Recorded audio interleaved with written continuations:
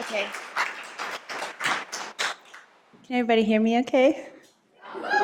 Okay, you're Kitty June. I'm so excited to be here. I can't even, there are no words to express the excitement. When Joel, actually, I've been coming to Create Morning since I moved to Raleigh about 9 years ago, and I remember thinking two things. One, damn, girl, this was a good decision to move here. And two, oh, I want to do this one day. And here I am, and it is a dream. But when Joel messaged me and was like, so we're going to need to move to the bigger space, I was like, all right, yeah, it's going to be great. It's going to be great. Can I just tell you a quick story before I get started? Which one of these? Mimo. No, does it work? This one, does it work? Hey? No, white one. Doing great. Oh, okay. All right, so a few years ago, I was having a really, really bad day, and I was like, you know what? I need to shake it off. I'm going to go for a walk. So I'm on this walk. It's a beautiful trail, and then there's like this gaggle of geese that are blocking the trail, and there are like 3 of them that are hissing at me. I don't know if you've ever seen a goose hiss, but their tongue, they're like, it's hilarious. When I was a kid, I was chased by a goose, so it was it was so terrifying, but for some reason in this moment, I laughed so hard. It was exactly what I needed in that moment. And they continue to follow me like there were 2 on the roof of our house a few months ago. Like there's some I'll be on the way to the gym and they're blocking the road and I'm like, I don't want to go to the gym. And they're like, come on, girl, you got this, you got this. So they wouldn't let me bring in live geese. So I need 3 volunteers from the audience who would be willing to hold some geese so I can feel the hype when I'm looking out there. Okay, here they come.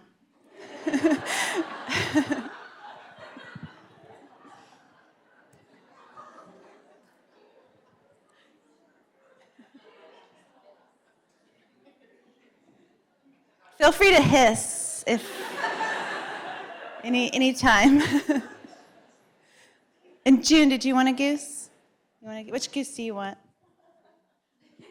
This one's looking at you. You want this one? Here, will you hold this one for me? Okay. Okay. All right.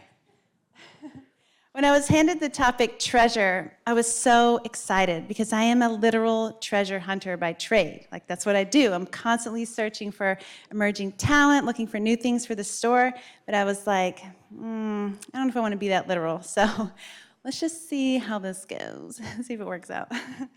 All right, so I grew up in Greensboro, North Carolina. Both of my parents were entrepreneurs. My mom is this wild, fun, she was a photographer, fashion photography, magnetic, wild woman.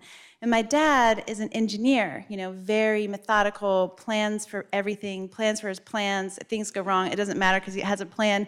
Everything's planned. He's a sweet baby angel. And, and then there's me, okay? So high school, it wasn't my thing. I mean, we could do a whole talk on that itself, but I was an awkward kid. I was dreaming. I was like, one day I'm going to be a rock star. Maybe I'm going to be a fashion designer. I'm going to get out of this town. I'm going to make a name for myself. Well, I was drowning in high school, and that was not looking like it was going to be my future. And I learned about North Carolina School of the Arts in Winston-Salem. Okay, this place was amazing, but I was nowhere near qualified. But they had this summer program, a trial.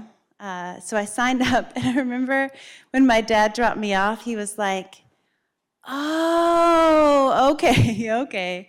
These are your people. He finally just realized that I wasn't actually an alien from another planet. It was sweet. Anyway, I worked my butt off in this program, and at the end, the dean, Clyde Fowler, I love this man. He's 6'4", gentle giant, tough exterior. He looked at me and he was like, Jessie, I can see that you really want to be here. You're working really hard. I'm going to take a chance on you. Almost don't F it up, okay? And I was so excited. And 2 years later, I'm in the program. 2 years later, I graduate, and he comes up to me. He's going around the room giving his goodbyes to all the students. And he gets to me, and I'm trembling. I'm like, oh, what's he going to say to me this time? You know, he's so tall, and he just says, Jessie, I'm not worried about you. Just keep showing up, follow your heart, and you'll find the answers. And I was like, okay, I mean, that's like sweet and all, but what am I supposed to do with that? You know, so I put it in my back pocket and saved it for later. So I get into my dream college, the Chicago Art Institute. This place was awesome because I could try all kinds of things, like fashion design, photography, sound engineering. I even took an internship at Playboy magazine for set design. There was this one photo shoot. Do you know those like really phallic-looking oil and vinegar shakers? Well, the model had a fake ice cube, and the director was like, "Hey!" He didn't. I don't even know. I don't know why I'm talking like this. He didn't even sound like that. He's like, "Hey, Jessie, grab that shaker and just shake it on her. We need to make it look like the ice cube's melting on a hot bod." And I'm like, thank goodness for internships, right? All right. So fast forward. It's 2001. I'm riding my bike to school and work in Chicago. It's cold, and my scarf keeps falling off, and I'm like, oh, this is so dumb. I'm going to knit my own, and it's going to be short, and it's going to be cute, and it's going to have little vintage buttons on it, and like when I put it on, like June would say, it'd be like, ah, ah, ah, ah.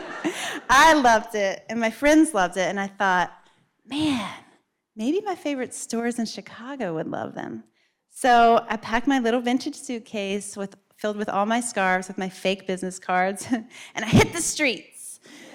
Does anybody want to guess how that went? It was a disaster. It was like a resounding no. No thanks, no thanks. I see you, Geese. We don't buy handmade, like who even are you? So I kind of brushed it off. I was like, well, maybe my friends were just being nice, but whatever, my scarf's not falling off. So I graduate. Like the minute I graduate, my mom calls and she's like, Jessie, dude, I am in Wilmington with my friend Barbara. There's this cute little storefront. You need to come here and open a store and sell your scarves.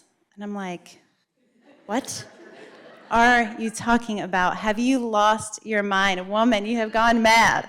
She's like, just get yourself a plane ticket. I'll get us a place to stay, and then we'll, just see what happens. Well, long story short, it was so cute. It was so cute. It was 400 square feet, $400, all utilities included, but the floor went like, I'm sorry, Kitty, the floor went like this. And so I'm saying, if you put anything on the table, it would roll right off, but I didn't care. I was like, oh, I can make her look cute. I love this. I'm going to do it. I call all my friends on a landline. Remember those? And I'm like, guys, I know this is going to sound crazy, but I'm moving to North Carolina. I'm going to open a store, and can I take some of your stuff with me? And when I sell it, I'll send you a check. And they're like, 90% of them said yes. So boom, I had my inventory. What? I moved to Wilmington and have no plan, like nothing. Again, my dad's face. He was like, let's see how this turns out. No plan, except, this is like pre-Etsy.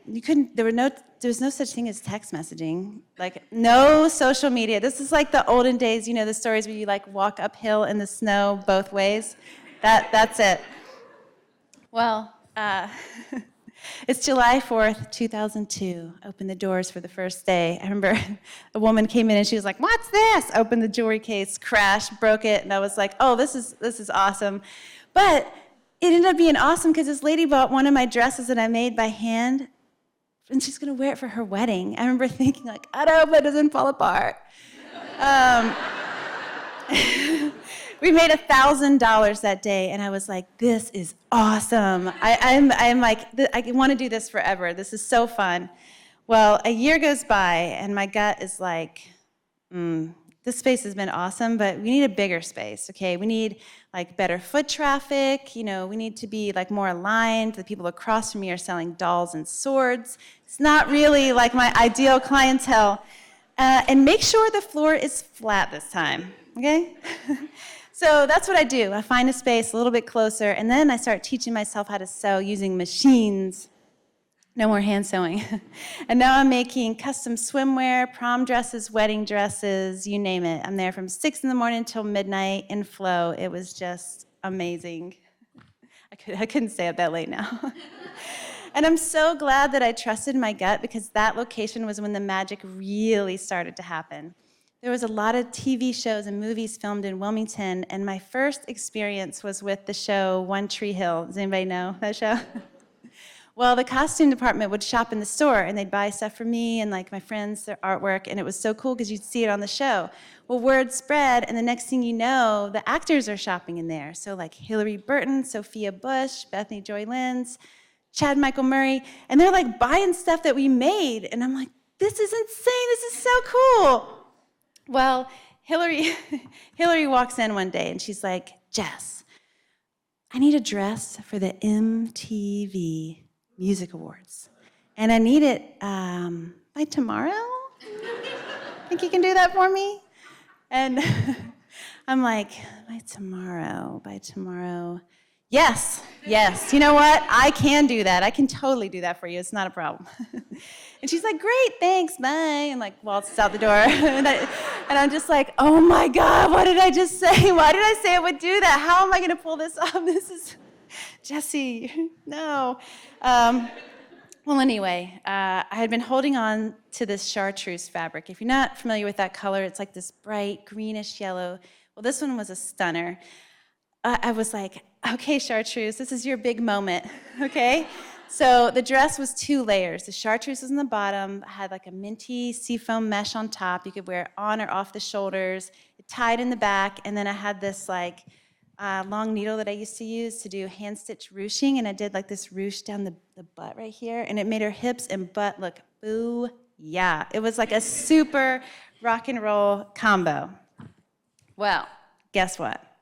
My friend Helen, who is helping me at the shop from time to time, runs in, and she's like, Jessie, oh my gosh, look at this. And she's like pointing, and I'm like, what? She's got In Style magazine, and there is my dress. It's like, there's Chanel, there's Dior, and then there's Hillary wearing my dress, and I'm like, I have chill bumps now just thinking about it. It's like, with a moment where you have chill bumps and you're sweating, it's like kind of gross, but it's cool.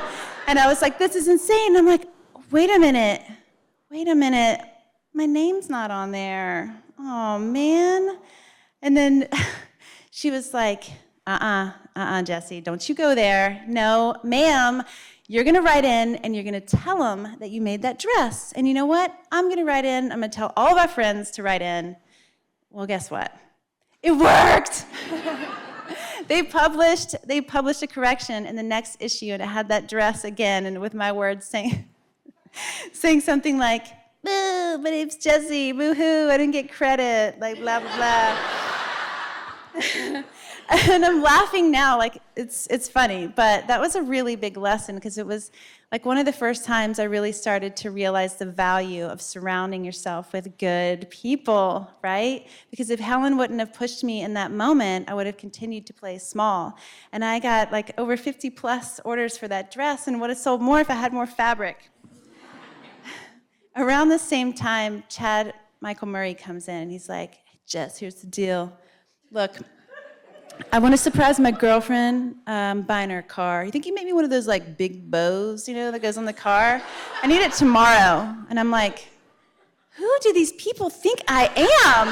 Like Superwoman? Like, everything's got to be tomorrow? And I was like, yeah, man, this just happened. That was cool. I'm like, well, I said, you know what? I'm sure I could do it, but I just don't think I can do it by tomorrow. I said no. That was weird. But it was one of those moments, like, I realized Hillary's ask was terrifying, but I was really excited about it, I was like, yeah, I don't care how scary it is, I'm gonna do it, just like get on the stage right now. And Chad's was more like, ew, like, I don't care how cute you are, like, I don't wanna do that. And this was the first time I realized that I could choose, and I had never, ever experienced that before. So a few months pass, and my dream location becomes available. It is like so clear. I'm like, oh, hey, girl. And it's looking back at me like, yes, girl. And I'm like, we have to move. This is it. It's like the perfect location. It's got the beautiful storefront. It's like the things that you just dream of as a retailer, right? But as beautiful as it was equally as scary because it was double the money, and there was no way that I could pay those bills unless I doubled my sales, and I needed employees, and like, how do you even do that? So I'm thinking back to Clyde's words, like, okay, all right, just follow your gut, follow your heart. What did he say? Something like that. And I got to the point where I was like, you know what? The potential is greater than the risk. So I took the leap. And I finally understood what they meant when they say, location, location, location. Because it was popping off. It was awesome, like so busy. I'm sewing every day. But as Edgeverge started to grow, so did the pressure. I was having to take care of people now, and I have all these orders, and I'm the only one sewing them. And my hands, I couldn't hold the scissors anymore. And it was an exciting time, but very frustrating. So I knew that I needed some help, but it was okay because I knew exactly who I was going to ask.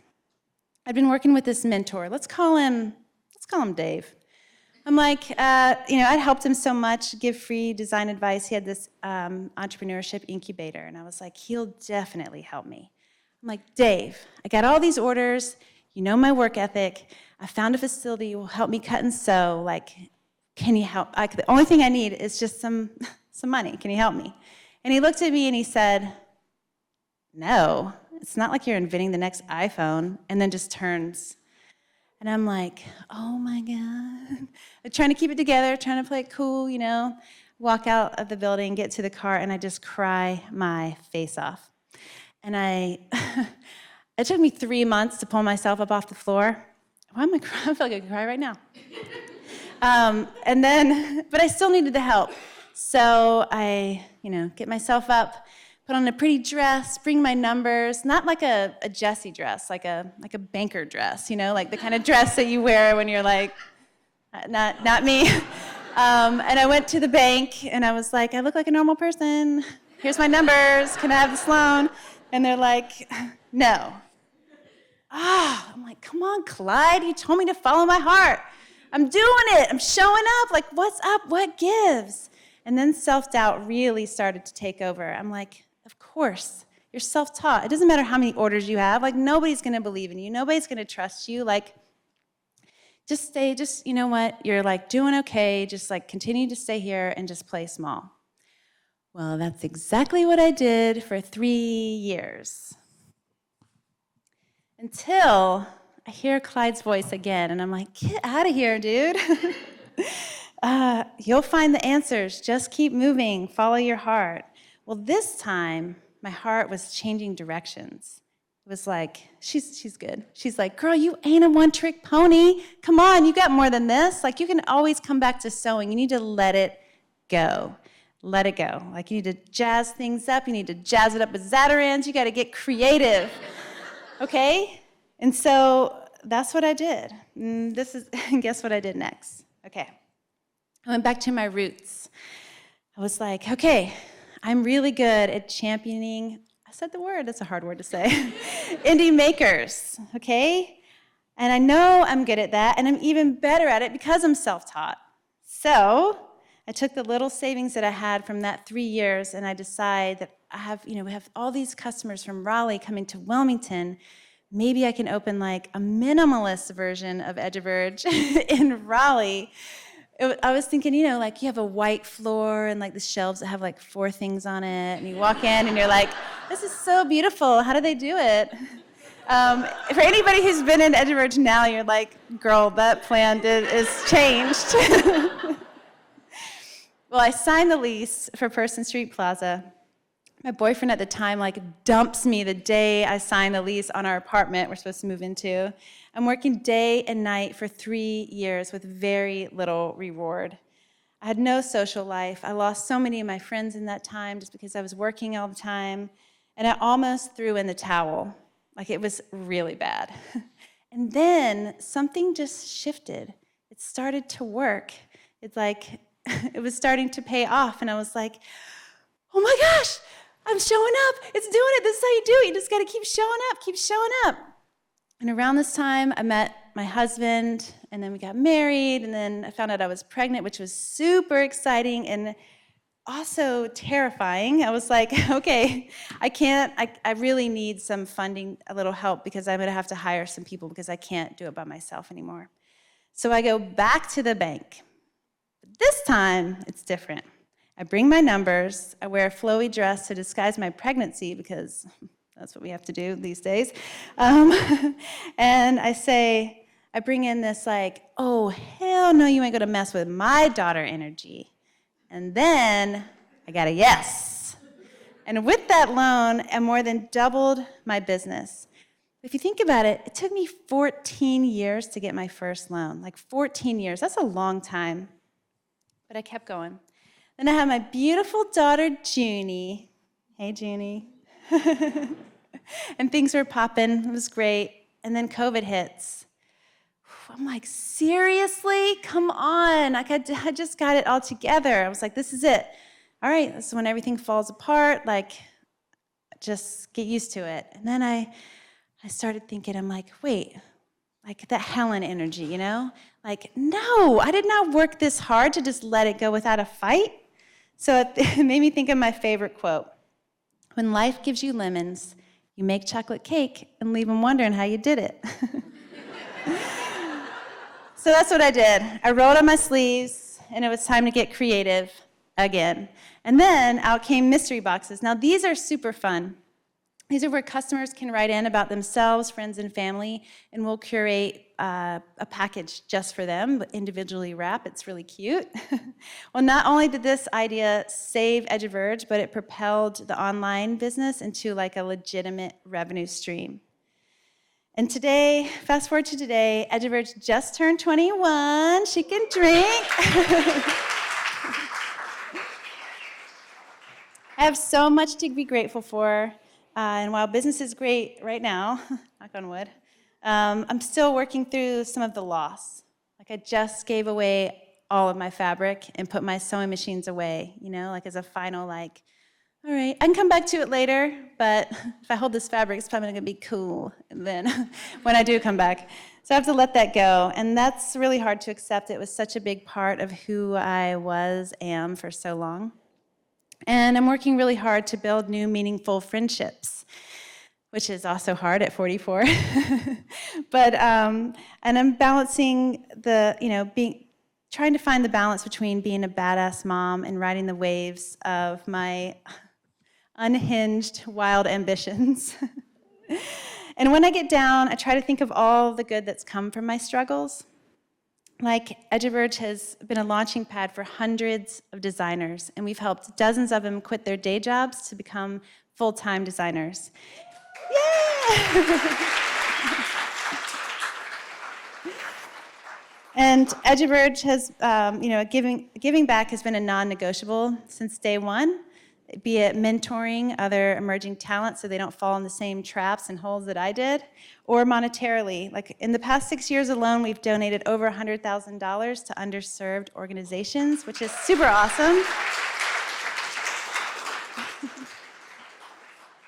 So now you know my journey. It's almost like a series of accidents, walking the line between excitement and uncertainty.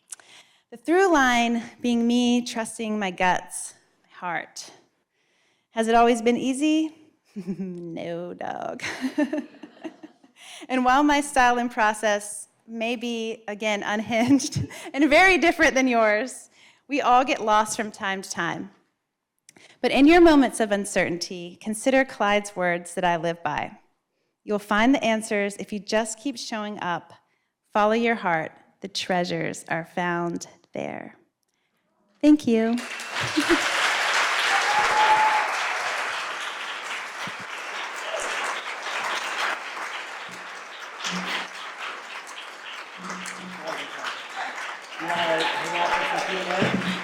Oh, yeah.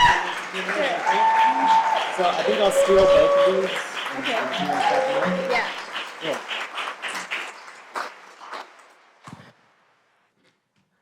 Oh my God. It's dry in there.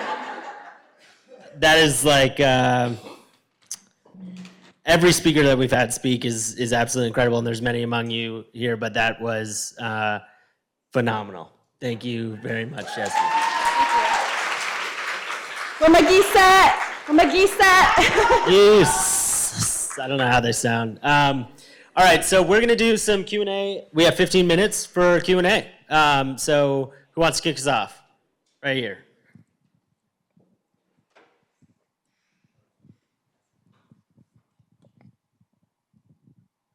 Thank you. Hi, Jessie.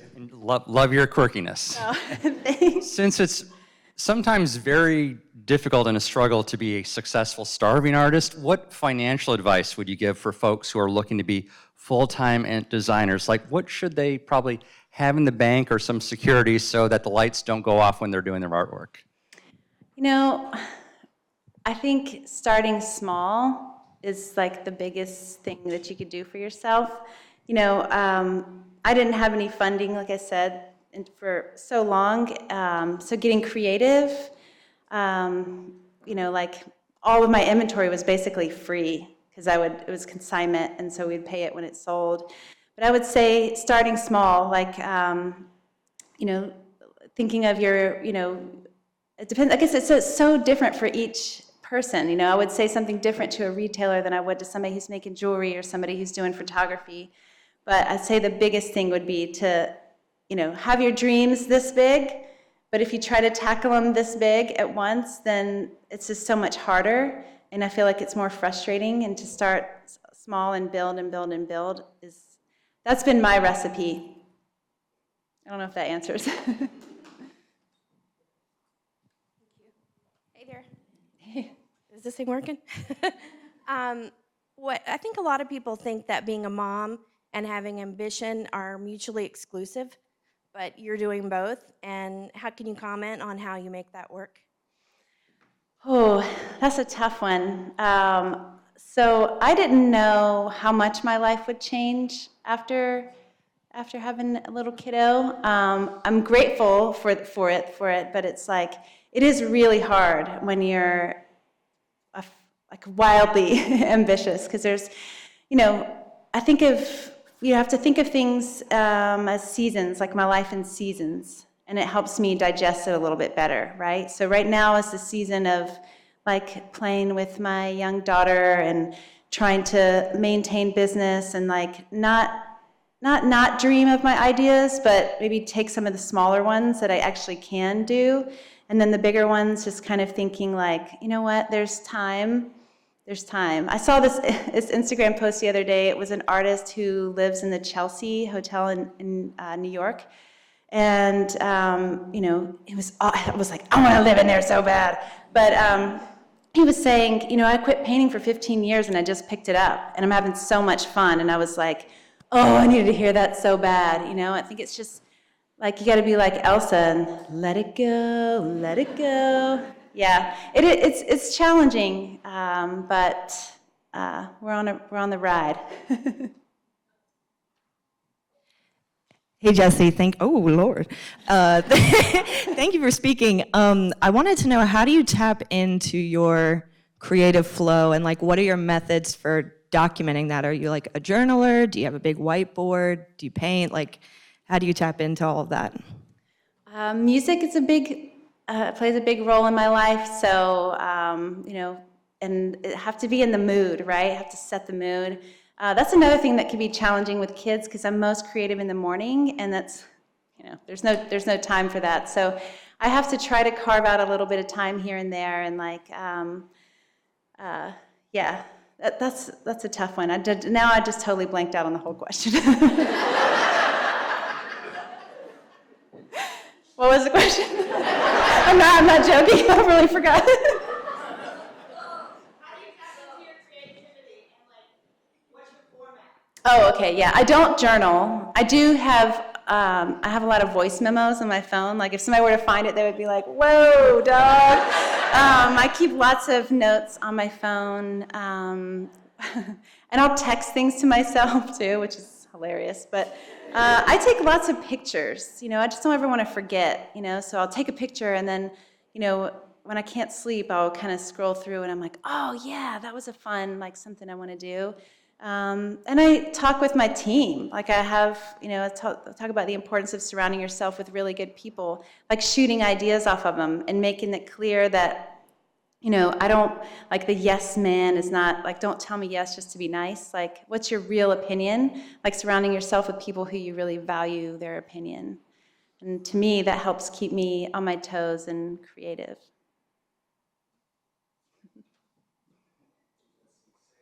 Sammy!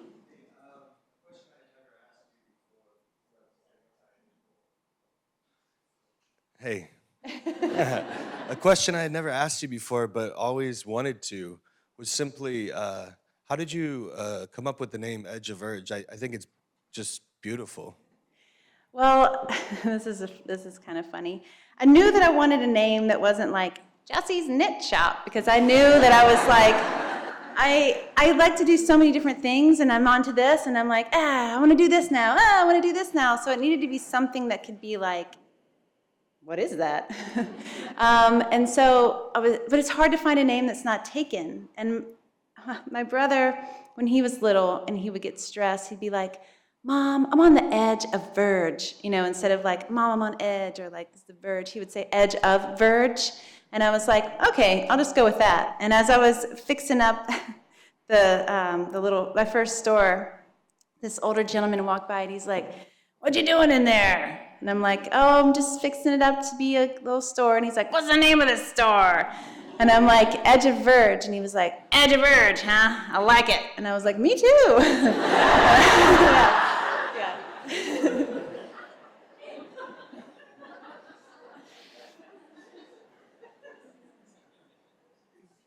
Hey, Jessie. First of all, you talked about living in different cities around the country with different vibes, and now you've invested so much in Raleigh from a retail perspective, which is terrifying to most of us. And now you're investing in the real estate space. I would love to hear from someone who you are one of the reasons so many of us love Raleigh and love what you've built. What is your dream for Raleigh? What do you want to see us build? Oh, man. That's a good question. Well, one of the things I love about Raleigh are just the wide variety of small independent businesses. There's so much creative energy here. And I'd like to see, just more of that. And more support for that. As the economy kind of shifts, it's harder for creatives to get in. Prices are going up, and in part of that you can't really control. But I would love to. If I had money, I would be like, I want to help like you get your stuff open. I want to help you get a space. I want to create like this area where like up and coming makers can do their thing, but it's not going to be like a crafty like Bobo spot. Like good, like set them up. I'd love to see that, just more opportunity for emerging businesses, because you can't, like, especially now, you can't just, like, it's harder to start small, Like, where in the world would you find a $400, all utilities included? I mean, even if the floor was like this, it'd be like, girl, it is $1,800, okay? There's just no space for that. But I think that, I love arts, music, fun family stuff, food. There's so many good restaurants. Like, keep it creative and keep people interacting within the community. And because online is like it's a known other monster. I like the community. Does that answer it? Am I doing this right? I think we got time for a couple more questions. Yeah.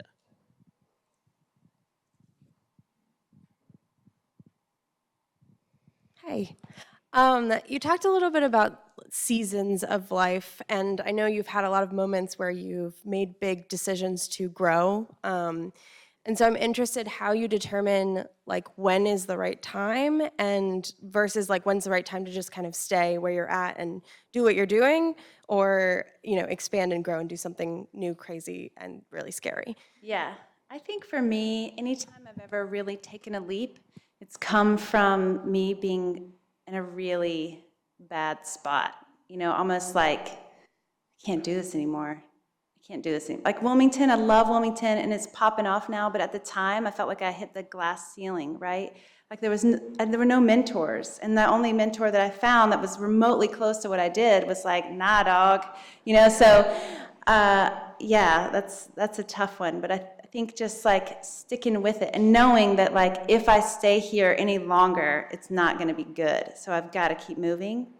To me, and then, just like I said, I'm not really great at plans, but I think really writing it out and trying to see like pros and cons, like does it have so much more potential? Like if it's hard, is it going to be exciting enough for you to keep showing up?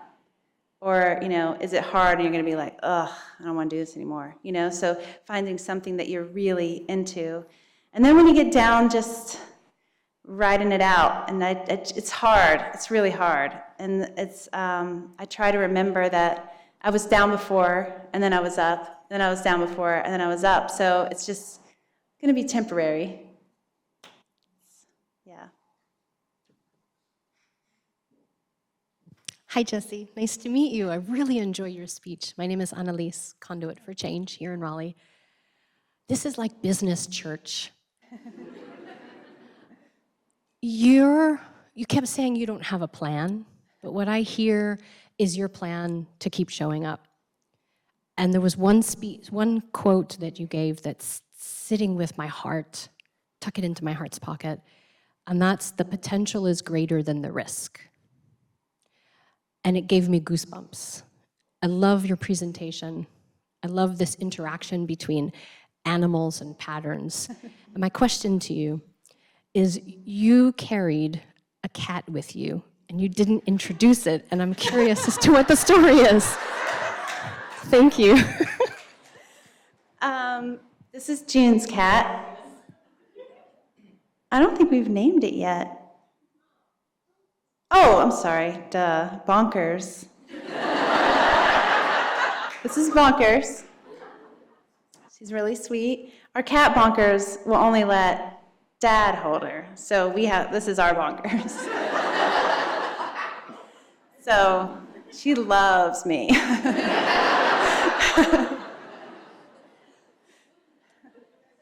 I think we have time for one final question right here.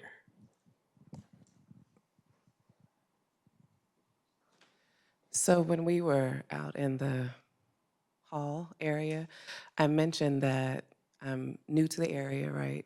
But Durham, yay. And I was looking at Airbnbs and came across yours. And that's how I learned about Edge of Urge and Unlikely Professionals. So I just want to shout out your Airbnb and hear more about what your vision is, because there's clearly something going on there. So let's talk about it. So some really dear friends of ours were moving. They're selling their house. And in pure Jessie fashion, I was like, we got to do something with that. Like I got ideas. Come on, let's do this. So we ended up putting an offer in on this house. And my husband and I have been wanting to do an Airbnb. We've been trying to do something like that for a long time, but we kept losing to like big dogs with like cash offers that are like boom, boom. We've lost like over 12 houses. We were just like, I quit.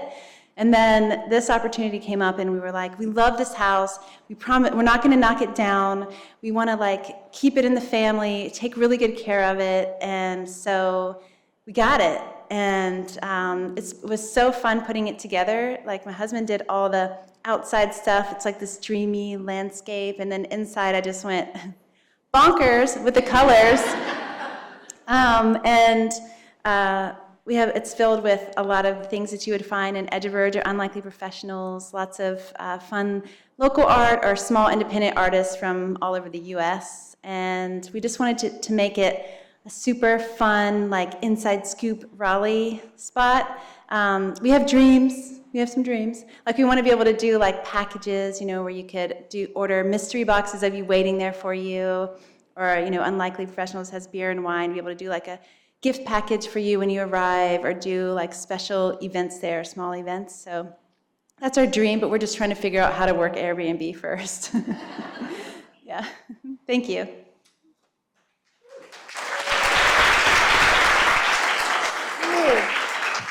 Yeah, you want to do that? All right, my geese people, look on the bottom of your goose, and you guys are the ones that won the prizes today for helping me.